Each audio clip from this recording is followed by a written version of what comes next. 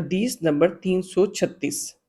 بصر بن سعید سے روایت ہے کہ زید بن خالد جہنی نے انہیں ابو جہیم رضی اللہ عنہ کے پاس بھیجا تاکہ وہ ان سے یہ پوچھیں کہ انہوں نے مصلی کے آگے سے گزرنے والوں کے بارے میں رسول اللہ صلی اللہ علیہ وسلم سے کیا سنا ہے۔ تو ابو جہیم رضی اللہ عنہ نے کہا، رسول اللہ صلی اللہ علیہ وسلم نے فرمایا ہے، اگر مصلی کے آگے سے گزرنے والا جان لے کہ اس پر کیا گناہ ہے، اس کے لیے مصلی سے آگے سے گزرنے سے 40 تک کھڑے رہنا بہتر ہوگا۔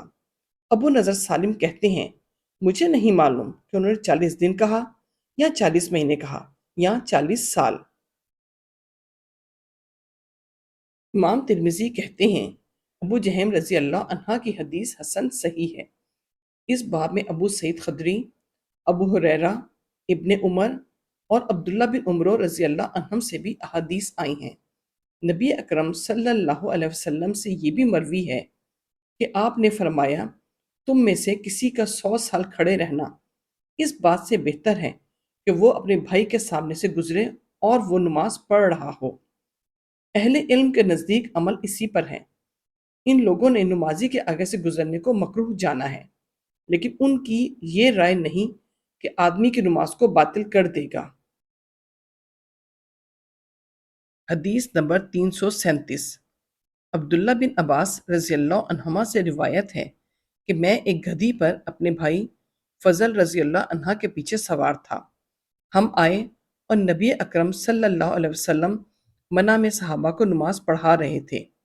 ہم گدھی سے اترے اور صف میں مل گئے اور وہ گدھی ان لوگوں کے سامنے پھرنے لگی تو اس نے ان کی نماز باطل نہیں کی۔ امام ترمذی کہتے ہیں، ابن عباس کی حدیث حسن صحیح ہے۔ اس باب میں عائشہ، فضل بن عباس اور ابن عمر رضی اللہ عنہم سے بھی احادیث آئی ہیں۔ صحابہ ان کے بعد تابعین میں سے اکثر اہل علم کا اسی پر عمل ہے۔ وہ کہتے ہیں کہ نماز کو کوئی چیز باطل نہیں کرتی۔ سفیان ثوری اور شافعی بھی یہی کہتے ہیں۔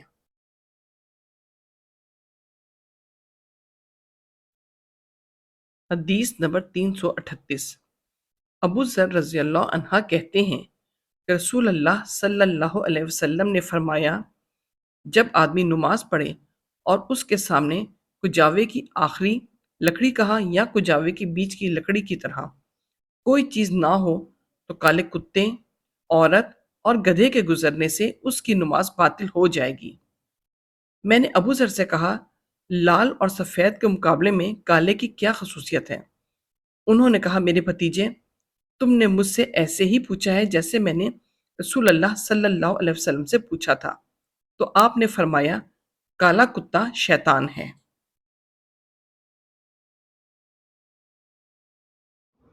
امام ترمذی کہتے ہیں، ابو ذر رضی اللہ عنہ کی حدیث صحیح ہے۔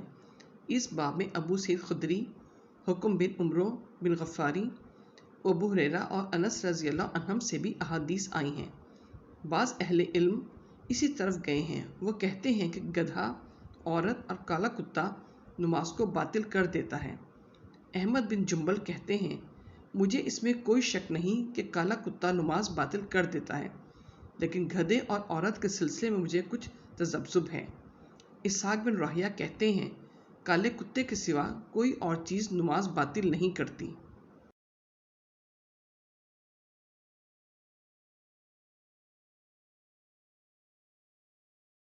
حدیث نمبر 339۔ عمر بن سلامہ رضی اللہ عنہما کہتے ہیں، انہوں نے رسول اللہ صلی اللہ علیہ وسلم کو ام المومنین ام سلامہ رضی اللہ عنہا کے گھر میں اس حال میں نماز پڑھتے دیکھا کہ آپ ایک کپڑے میں لپٹے ہوئے تھے۔ امام ترمذی کہتے ہیں، عمر بن ابی سلامہ کی حدیث حسن صحیح ہے۔ صحابہ کرام اور ان کے بعد تابعین وغیرہ میں سے اکثر اہل علم کا بھی عمل اسی پر ہے۔ وہ کہتے ہیں کہ ایک کپڑے میں نماز پڑھنے میں کوئی حرج نہیں، اور بعض اہل علم نے کہا ہے کہ آدمی 2 کپڑوں میں نماز پڑھے۔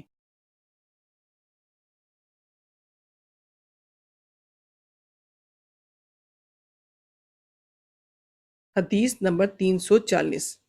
برا بن عازب رضی اللہ عنہما کہتے ہیں، جب رسول اللہ صلی اللہ علیہ وسلم مدینہ آئے تو 16 یا 17 ماہ تک آپ نے بیت المقدس کی طرف رخ کر کر نماز پڑھی، اور رسول اللہ صلی اللہ علیہ وسلم کعبہ کی طرف رخ کرنا پسند فرماتے تھے۔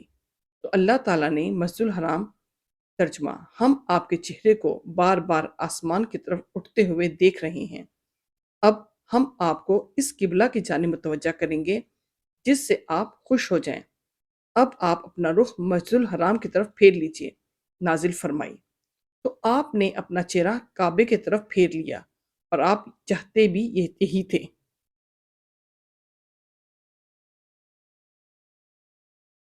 ایک شخص نے آپ کے ساتھ اثر پڑھی، پھر وہ انصار کے کچھ لوگوں کے پاس سے گزرا۔ وہ لوگ اثر میں بیت المقدس کی طرف چہرہ کیے رکوع کی حالت میں تھے۔ اس نے کہا، میں گواہی دیتا ہوں کہ میں نے رسول اللہ صلی اللہ علیہ وسلم کے ساتھ اس حال میں نماز پڑھی ہے کہ آپ اپنا رخ کعبہ کی طرف کیے ہوئے تھے، تو وہ لوگ بھی رکوع کی حالت میں ہی خانہ کعبہ کی طرف پھر گئے۔ امام ترمذی کہتے ہیں، براہ کی حدیث صحیح ہے۔ اس باب میں ابن عمر، ابن عباس، عمارہ بن اوس، عمرو بن عوف مزنی اور انس رضی اللہ عنہم سے بھی احادیث آئی ہیں۔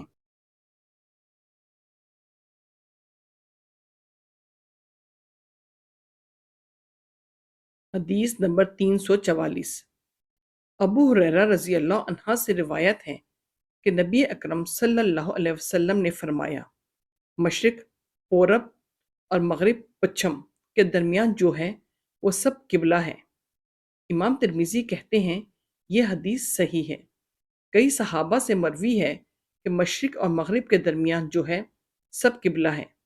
ابن عمر رضی اللہ عنہما کہتے ہیں، جب آپ مغرب کو دائیں طرف اور مشرق کو بائیں طرف رکھ کر قبلہ رخ کھڑے ہوں گے تو ان دونوں سمتوں کے درمیان جو ہوگا وہ قبلہ ہوگا۔